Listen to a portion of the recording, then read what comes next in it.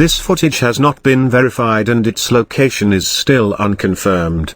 The crew of the T-72B3 tank at a distance of 700 meters to 2 kilometers hit targets imitating armored vehicles and manpower of the artificial enemy.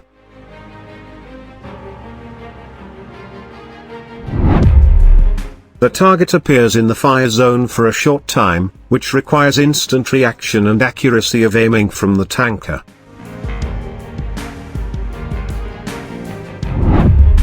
Military Hunter brings you the latest videos and news explanations from us and around the world.